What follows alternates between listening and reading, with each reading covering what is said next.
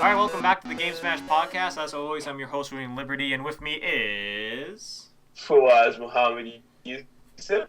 And today we got a lot of stuff to talk about. We've got Devil's Third in trouble. Ken for Street Fighter gets announced. The Street Fighter beta gets a release date. I'm going to talk about her story, which is a very fascinating game. Red Ash is announced for Kickstarter. Little Big Planet 3 DLC announced. Rainbow Six Siege gets a new trailer, and Iwata passes away. But let's get started into what we played this week. So I'm going to start this week. So I played a lot of Valkyria Chronicles. I continue playing that. It's an amazing game.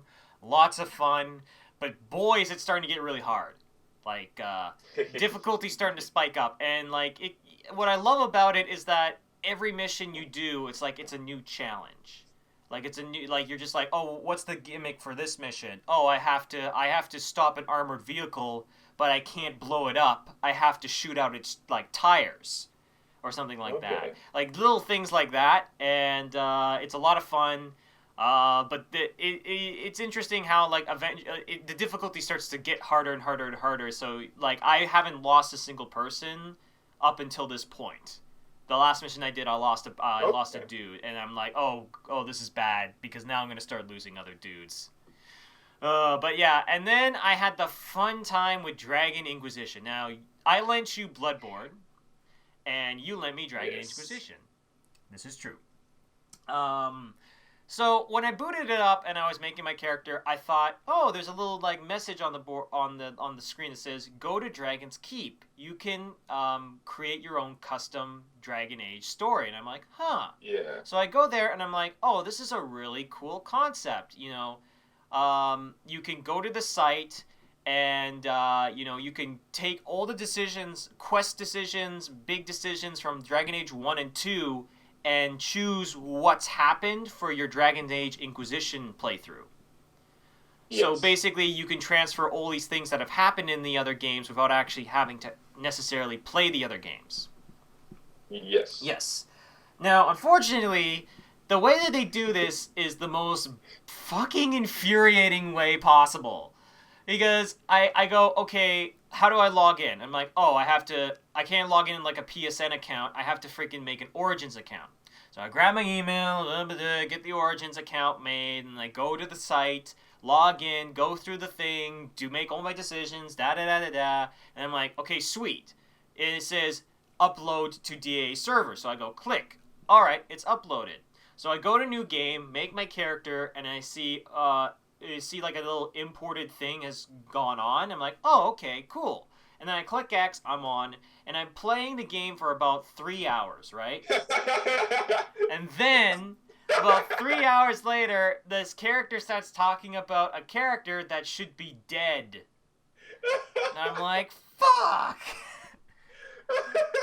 So, I go back, and I realize I actually made an Origin account years ago, and it has to be the one that's linked up with my Sony account. So that's what happened. I just made a random Origin account, and it wasn't connected to anything. So I was like, God damn it. Yeah, the exact same thing. Like, this story is so funny because the exact same thing happens to me. I think I was like 6, 7, maybe even like 10 hours into the game when I realized that my thing... I was playing on Nightmare, by the way. So Jesus. These were 10 grueling hours into the game. And then I realized, because I made my, what's his name? The protagonist from Dragon Age Inquisition 2. Hawk, there we go. Yeah. I made my Hawk a woman, right? Yeah. So then Hawk shows up and it's a guy. And I was like, huh. Oh no. And then I was like, well, I guess I'm just not important because I'm not starting again.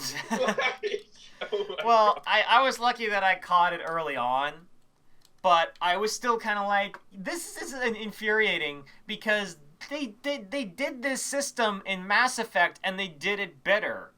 All you had to do was download a little like comic thing or whatever, and you could select decisions from Mass Effect 1 and 2 if you didn't own those for Mass Effect 3, right?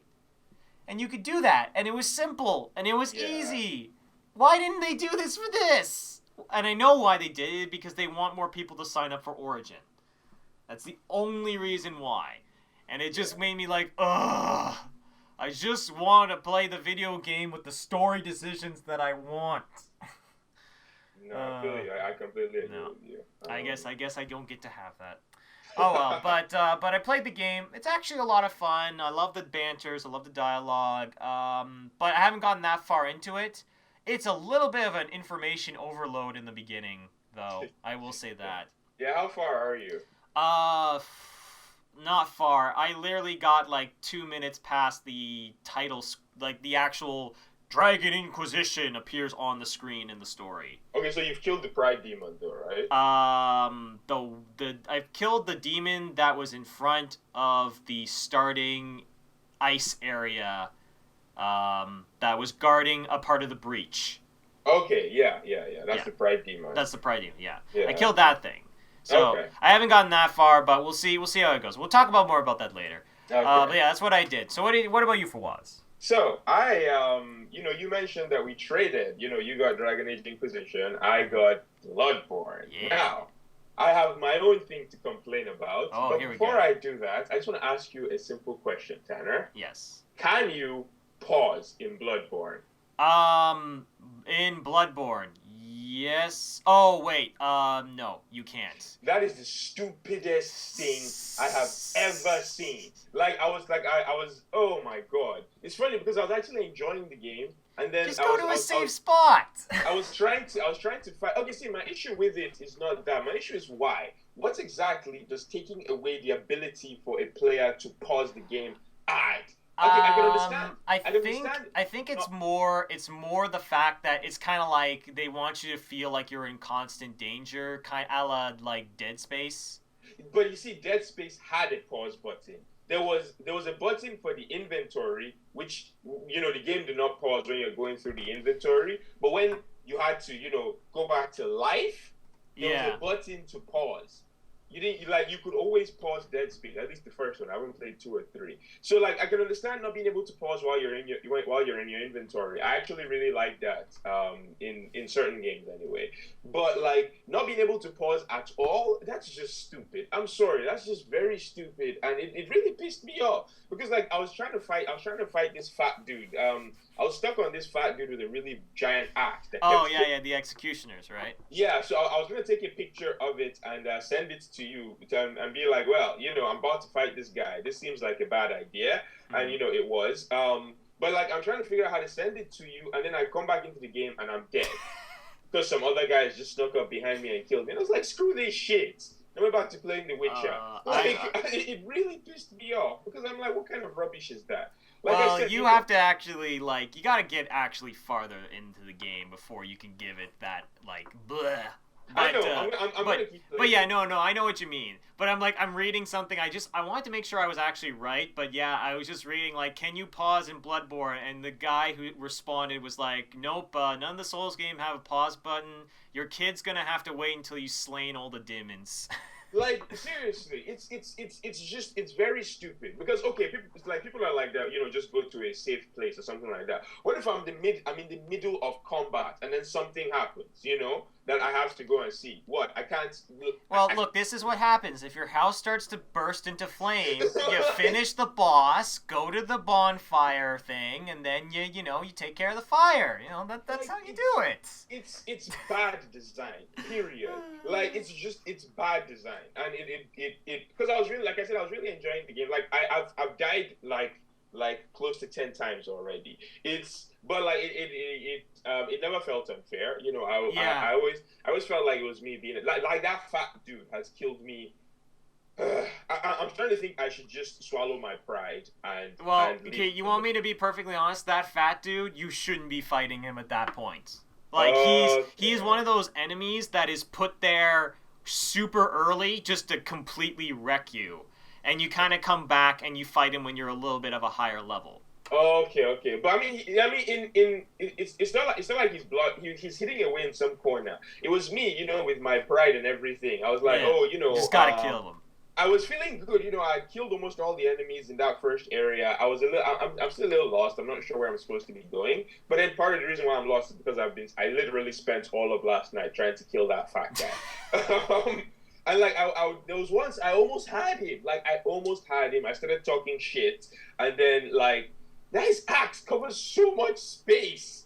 Yeah, it's nuts, and I am so happy that you're getting wrecked by that guy because that's the exact same thing that happened to me when I was playing. I was like, all right, I got this, I don't got this. But yeah, man, like I still think that's a very, very stupid design decision to make a video game that you can't pause. But I will keep playing the game, and There's some really awesome bosses later on. You gotta find them. You gotta find yeah, them. yeah, I'll keep playing the game, But but yeah, I do kind of agree with you. Like a pause button probably would have been a safer thing. But the problem with that is that people could have probably found ways to abuse that really really quickly. I don't. I There's don't you, think you just so. well like I don't know. There's There are a lot of I difficult would be video it would be games with pause interesting to buttons. talk to the Miyazaki and ask him why he took out the pause button.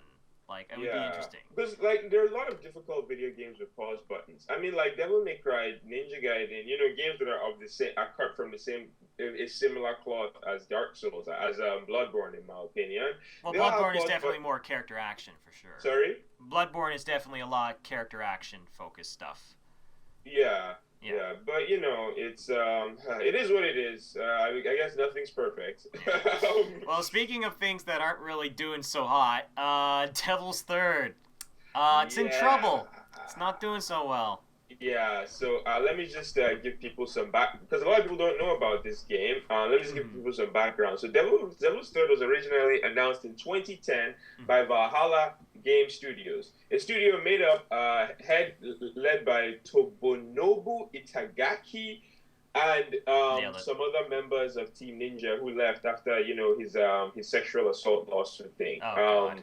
So the game, it looked really good when it was announced in 2010, but it was being published by THQ. So I guess that should tell you Yeah. why the game still isn't out yet. So after THQ went under, the game disappeared. We didn't hear from it until 2014 at Nintendo's E3 press conference, where it was announced as a Wii U exclusive, and it looked a lot more shit than it did in 2010. Yeah. My humble opinion, anyway.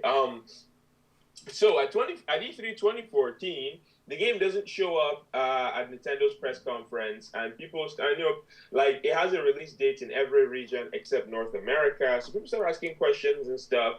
And then Mm-hmm. a little while ago, a report came out that Nintendo of America is no longer publishing Devil's Third because they're afraid of the quality. They feel like the game isn't very good. Mm-hmm. So, a tweet was released a little bit after that by Nintendo of America saying that we should look forward to hearing more about Devil's Third in the coming days, or some PR bullshit like that. But anyway, I was really excited for Devil's Third when it was announced. Mm-hmm. The gameplay looks like it was a mix of sword action, mobility, so there was like wall running and all Yeah, that yeah, yeah, stuff, and then there was also the gun combat. You could like disarm people, steal their guns, and kill them with it. It looked like a very good idea and a natural evolution of the action of the hack and slash genre, but like it's been so long in development, and more importantly, it just did not look very good when yeah. Mm. they revealed it on the Wii U. Yeah, And yeah, yeah. so at this point, I don't care anymore. And it's really disappointing because I love Ninja Gaiden. Like Yeah, yeah, yeah. Ninja Gaiden is my favorite action game. More than Devil May Cry, more than God of War, more than Bloodborne. Ninja Gaiden is my favorite. Maybe Bloodborne will top that when I'm done Mm-hmm. playing the game. But as of right now, Ninja Gaiden is my favorite. But Yeah, it's yeah. unfortunate that the Itagaki hasn't released anything in so long, and the one game he's been working on for close to like 6 or 7 years now is just it's struggling. So Yeah. yeah, it's really disappointing. Yeah, it's definitely a shame because this is definitely another game that's going through development hell, and the fact that there's bad PR coming out for it before it's even come out For it to even come out. is not something that you want. And it's almost one of those situations where I'm almost kind of like, it might have been a good idea, but maybe it might be time to throw in the towel. That's Like, exactly what I was thinking. and I don't like saying that to about a lot of games, but I feel like with this one in particular, look, you've had a bunch of shitty luck. I mean, THQ is gone. Nintendo's not really supporting you. Maybe it's time to scrap the idea for now. Maybe bring it back with some new paint or something like that. I think that's the Yeah. best. That's the best course of action, I think, for this. But it is kind of a shame. It is kind of a shame. But moving on, we got some straight from the San Diego Comic Con. Ken from Street Fighter got announced. Yes. Yeah. So, Ken, like when Street Fighter Five was announced, one thing that Peter Rosas was like the top dude at Capcom. Yeah. He said that they don't want any clone characters in this game. So when he said that, I originally took it to mean that Ken wasn't going to be in this game at all. But Ken is in the game, but he looks absolutely nothing like Ryu anymore. Yeah. They even changed his outfit, so he doesn't look. He looks absolutely nothing like Ryu now, gameplay wise and visually. He looks like a lot of fun. He looks very very very Rush Downy ish. Yeah, and, lots of fire kicks. Yeah, lots of fire kicks, lots of fire punches, and yeah, he looks like like a lot of fun. But you had some You interesting. and me had the exact same response. I went, "Oh my god, his hair looks like shit." Like immediately, that's before the trailer even started. I just went, "What the hell is with the hair texture?" That was so funny because you're watching the trailer and you're like, okay, Ken announced for Street Fighter 5, hair looks like shit. I'm like, oh my god, you're right. Yeah, I don't know what they were thinking with that, but hey, there's a lot of ugly characters in this game because yeah, I mean, Ken, he's got like this murder face going on, and and like if you look at his image on the character select screen, like the eyes and stuff, and he's just he looks weird, but he looks like a good bit of fun. Yeah. Other news that was revealed for the game is that the beta is starting on the 23rd of July. It's gonna feature Ken, Chun-Li, Nash, Bison with Kami and Birdie joining on the 25th of July. It's gonna only because the beta is just to test the online infrastructure of the game. Right. It's gonna be only online. Like you can play you when you're not online, you'll be in training mode, waiting to connect to a match. So there'll be no local versus, which is really disappointing. PS3 sticks. What's even more disappointing is that the PS3 sticks won't be compatible with the beta. As a result, I will not be playing this beta at all. You're not that is a disappointment. At least you could still technically just use a controller. Stop being a little like meh. No, but here's my no. It's not. It's that I can't do it anymore. Like I can't. You can't unlearn the stick essentially. No, because I haven't played a fighting game on a controller in like 4 years. I'm like the amount of time it'll take me to relearn how to get my inputs back in on the controller. Would be okay, yeah. I can see that. I can see that. All right. Yeah, I'm not being a pretentious twat. I'm just, I didn't say that. Stop putting words into my mouth. It's like, if your game doesn't have sticks, then you can get the fuck out. Anyway, I've been blabbing, so moving on to a story that know a little more. A story that I know a lot about. It's a story. It's her story. Now, somebody said, I said, dude, you gotta look at this game. You gotta look at this game. And I'm like, okay, I'll take a look. And it's probably one of the most I've never seen a game do something like this before, ever. It's completely unique. And what it is that it's a game in which you're at a desk and you turn on a computer and you're a detective and you have an archive of footage that's been kind of corrupted, right? Okay. And it's all these interviews with this girl, this one woman, this one British woman. Okay. And it's like, okay, figure out what happened. There was a murder. You got to figure out what happened. Who killed this person? By going through all these clips of this woman, and how you do it is that it gives you a couple of clips to to select, right? Okay. But in order to find new ones, you have to actually go into like a search engine and type in keywords like love, death, divorce, affair, stuff like that, or like just words like that, just random words, right? Okay. And you type in words like that, and you could start, it leads to more clips, and then you watch these clips, and they'll have keywords in the clips that lead to other clips. So it's literally a game that's all about watching clips of this girl talking to a camera and trying to find the important ones, the important clips that give you the key facts to the case. And Okay. it's really interesting because at first you think, okay, I think I've got the gist of what's going on. And then you find this one clip that just completely changes everything. It's like, oh, wow, I have to rethink everything that I thought about. And it's really, really fascinating. It's a really, really fascinating experience. But then again, the only thing is that it's a game about watching clips, but it's fascinating. It's really fascinating if you get It sounds fascinating. if you get into it. And there's little things that are kind of cool, like your character's face will reflect on the screen whenever you find like a key piece of information. That's So like cute. the game gives you like a little hint. So that I really really like, and it's really fascinating. So I highly recommend, and it's really cheap. Like it's $5, which I think is a perfect price for a game like this.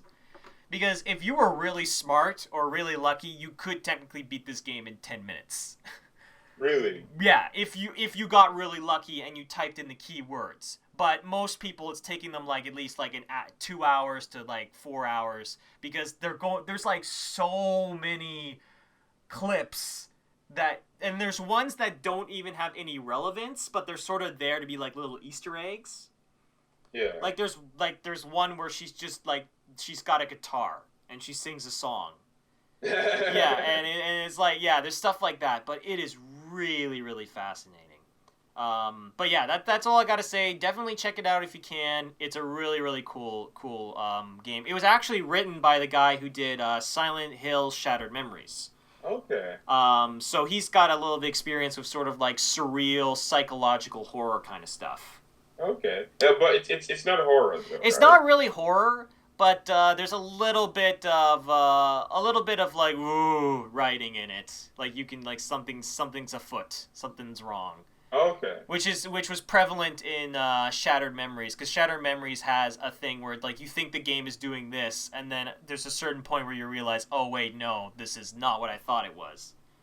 Okay. So interesting, interesting. Interesting. But moving on from that, Red Ash was announced for Kickstarter. Yes. Yes, Mega Man co-creator, and I think one of the artists, I think, who worked on Mega Man. Yeah, it's a sort of more anime style kind of game. They showed off a little bit of concept art. It looks pretty good. But what are your thoughts so far?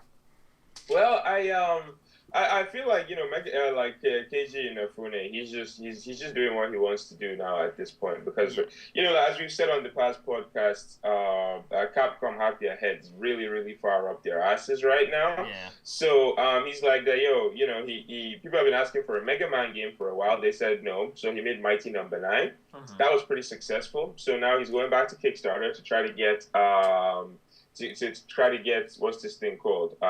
Pretty much Mega Man's Legends. That's because Yeah, Mega Man's Legends. Yeah.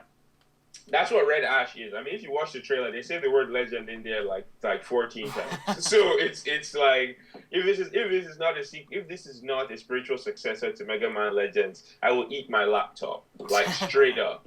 Um, Uh, so so yeah, I'm looking forward to seeing more about the game. I was never a big Mega Man Legends fan. Well, okay, that's not true. I never played Mega Man Legends. Is what I should say. yeah. So Yeah.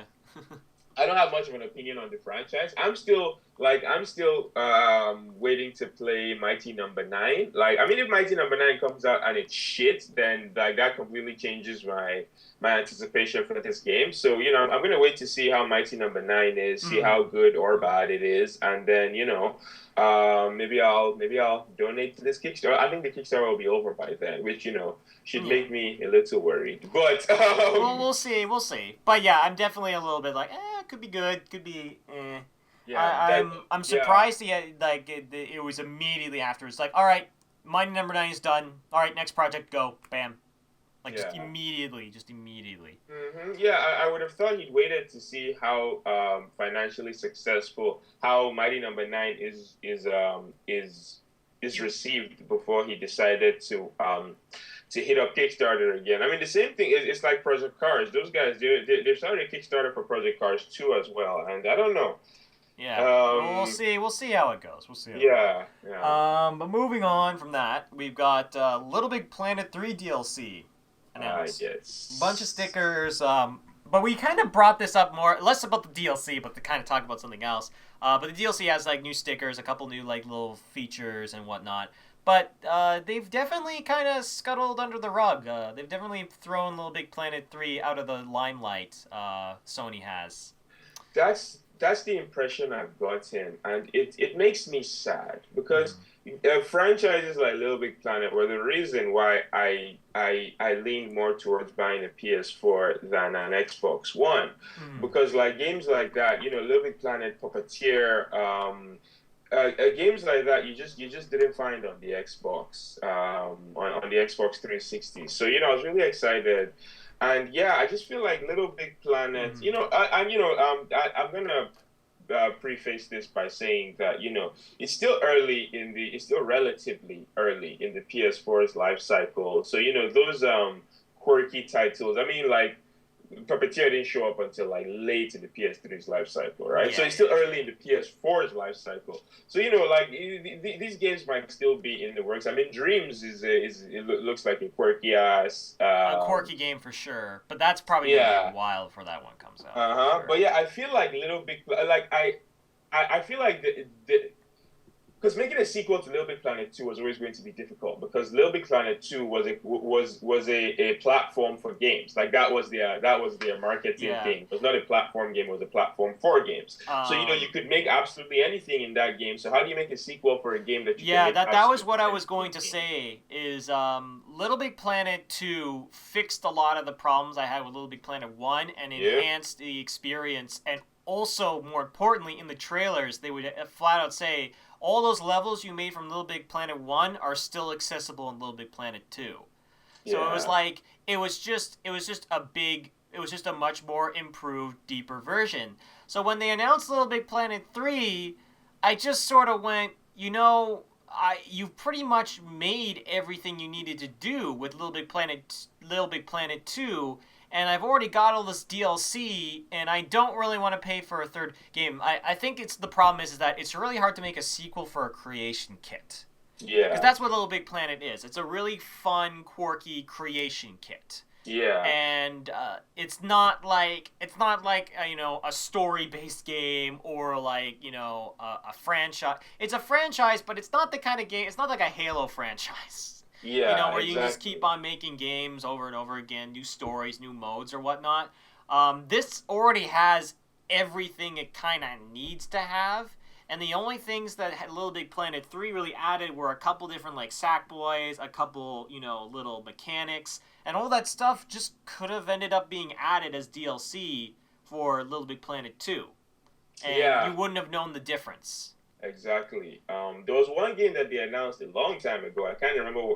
Little Big Planet Hub, which is going to be a free-to-play version of Little Big Planet. Mm-hmm. That you download from the PlayStation Store. You have access to like some of the creation tools, and Mm-hmm. then all your old DLC was going to be usable with the game, and it felt like a better way to bring. I mean, it was meant for the PS3, but I don't think the PS4 had been announced at that point. Yeah, But when yeah, I yeah. saw it, I was like, okay, this would be like if this came out on like the PS4, this Mm-hmm. would be a nice quote unquote sequel to this would be a nice way to bring Little Big Planet to the Yes. PS4 Yes. because like I mean first of all it's free to play so you can I mean Little Big Planet is all about community right so you can when it's free to play you can include more people in it you can just get your friend to just pick it up casually or something like that Yeah. then Yeah. all Yeah. your old DLC was compatible with the game so say you only play Little Big Planet 1 but you put like $200 into that game Mm-hmm. you pick this up and you just you can technically keep playing that game on because all your DLC will come over and you can keep playing that. Yeah. Yeah. Yeah. It was a nice I feel like this like that would have been a better idea than Little Big Planet 3. I mean, never mind the fact that the game is bug riddled. It's like there's game breaking bugs. Yeah. There's still to this day game breaking bugs and apparently the DLC even had bugs in it. So, like I was reading Yeah. through the comment section after the DLC was announced and people one dude was like, don't buy this DLC, man. Like it's full of bugs and shit like that. So yeah, man, I feel like Little Big Planet Hub would have been a better idea. The real issue here though is that Media Molecule didn't I mean, after Little Big Planet 2, they were like, we're done. We've done everything we need to do with this Yeah. franchise. This is our last one. Deuces. We're going to go work on this psychedelic dream game. Yeah. Yeah. That's sort of So, that's yeah, sort you of know, like the that, mentality that I got, for sure. yeah, yeah. It does make me sad because I really, really enjoy I bought Little Big Planet 2. I didn't buy 1. I didn't have a PS3 at the time. I bought Little Big Planet 2. I bought Little Big Planet for the Vita, and I would have definitely gotten into Little Big Planet Hub. I kept my eye on Little Big Planet 3. I just did not like what I saw. I didn't like the new characters. I felt like, it's Sackboy's, and I know this is a very stupid thing to say. I'll fully admit it, and I am. But I just the characters did not resonate with me the way Sackboy did, or Sack Thing as it was Sackboy. Yeah, old like the other Sack Bird or Sack Dog or whatever the fuck they were trying to promote. Yeah, I it was just like I just when I saw that I was just like that just looks it looks so like buyer DLC. Yeah. Where Sackboy was a creative icon that I really, really liked. But yeah, it is unfortunate. But moving on from that, we got Rainbow Six Siege trailer. Announced a couple new guns, showed off some new maps, and I'm excited for this game. Yeah, same here, man. It showed off the French operatives. So like there was one of them that could like heal people. There was one with the shield. A lot of them have shields. I've noticed. Like a lot of the operators have shields. So I'm guessing shields are going to be very important. I think what they're pushing for is it's very SWAT-like kind of mechanics. Guy walks up with shield, grabs the attention. There's a guy sniper snipes them out of the window or something like that. Little mechanics like that. Yeah, but no, I'm with you. I'm definitely excited for this game. It looks really good. I mean, it's Ubisoft, so you got to take everything with a grain of salt. And I really hope that I haven't bought an Ubisoft game in a really long time because I keep on getting so much bad press, and this is probably going to be the one I pick up, and I really hope they don't screw it up. I really, really hope. And I'm not going to look forward to using Uplay because I freaking hate Uplay so much. It's like, why?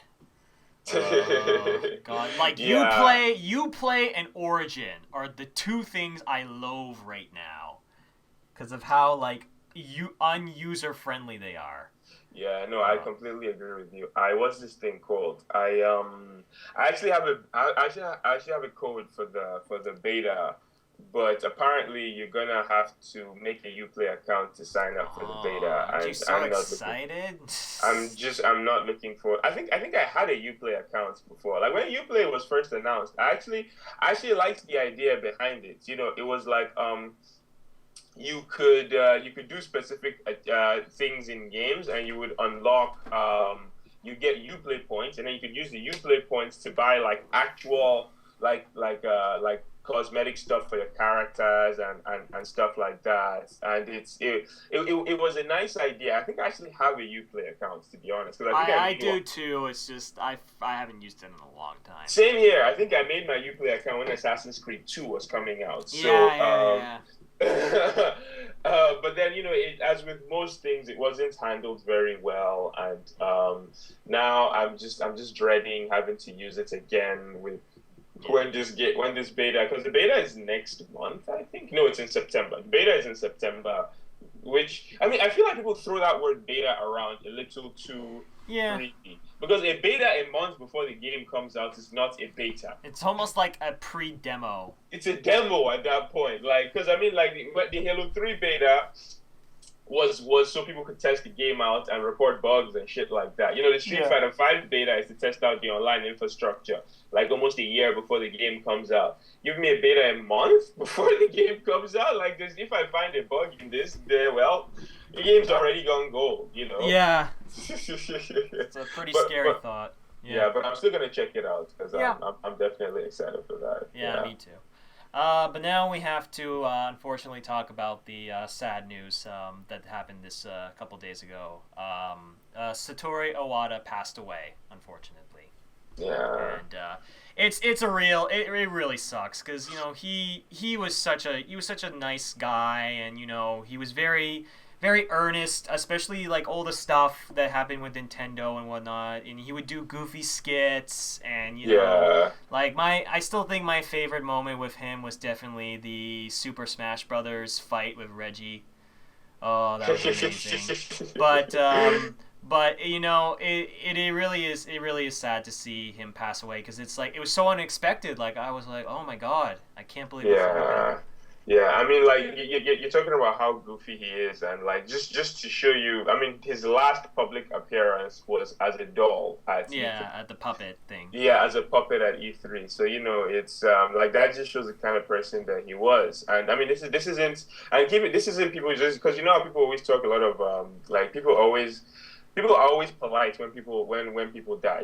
They talk shit about these people when they're alive, and then when the person dies, they change up there. But no, this isn't any of that. Like, Iwata is like he's responsible for some of the most he's one of the fathers of modern video games. Like there's so many of the early Nintendo games. I mean, he's responsible for Super Smash Brothers, Kirby. He helped with the Pokemon series. He saved Nintendo after the GameCube was a steaming pile of crap. He saved Nintendo. He took over as president, and he was responsible for the Wii U. I mean, now we all have mixed opinions. No, not the Wii U. The Wii. The Wii. Yeah. Yeah, we all have mixed opinions about the Wii. I think it's a piece of shit. But he like the He did a lot. He did a lot for the company as a whole, and he really did. And I was really surprised in how outgoing he was towards the company's image and being out there, not hiding behind anything. Because there's a lot of company owners you don't even know the names of them. Do you even know who's the head of Ubisoft? Do you even know who's the head of EA? No, you don't really care who they are. Yeah. That's a good point, and this guy you really did, because he did seem like a really generally nice person. Mm-hmm. And it is really sad to see him go away. Yeah. But I am interested to see how what's gonna happen now, who is going to take up his mantle, or how that's going to go as well. Yeah, because when he took over from Nintendo, his one of his goals was to make games more accessible. As such, the Wii and the DS were two of the things that he directed the company to pursue, both of which pretty much printed money for Nintendo and made them very financially successful. So I am curious to see who takes over for Nintendo from here, and what direction that person goes in. Because people make fun of, I make fun of Nintendo on every single podcast about their the fact that they do, Nintendo does what Nintendo wants to do, and it doesn't give three shits about what's popular at the time. And sometimes it results in the Wii or the DS, and other times it results in the Wii U. You take the good with the bad. So I'm interested to see if whoever takes up as president is going to go in a different direction. Yes, try to conform. Right. Or are they going to try and bring it in a different direction as well? Yeah, it's I'm definitely intrigued to see, but it's a real shame. It's a real shame, and May God rest his soul. Yeah. And but yeah, so I really do hope things do continue on with Nintendo, and I hope they continue to do better. And yeah, I'm just best wishes and best hopes for Nintendo. I think is a good place to wrap things up. But don't forget to like, subscribe, and comment. And if you leave a comment in the comment section, we'll make sure to answer it in the next podcast. And as always, this was William Liberty and fawwaz, and we'll see you guys next time. Take care.